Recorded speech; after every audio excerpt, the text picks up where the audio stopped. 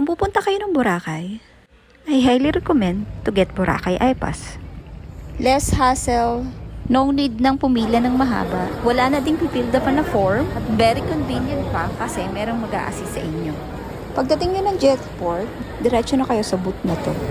Ipakita lang yung QR code na na-receive sa email, yung minutes waiting time lang. Pasok na kami ni ate, so hindi na tayo pumila sa mga windows na yan. Sunod lang din kami kay ate, so if ever may mag-check, siya na din ang bahala. Nililingon-lingon pa nga kami ni ate nung nasunod kami sa kanya. So, napakadali lang mag-register sa Boracay iPass. Search nyo lang sa Google, Boracay iPass. Then pag nasa website na kayo, click nyo yung tourist pass. Then sa pinakababa ng page, click nyo lang ang agree to the terms and privacy policy. Fill out nyo lang yung mga required detail. Kailangan din ng email address for verification and kung saan send ng QR code.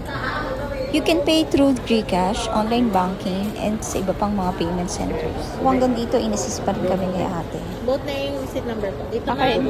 Thank you! So, ayan, papunta na kami dun sa mall.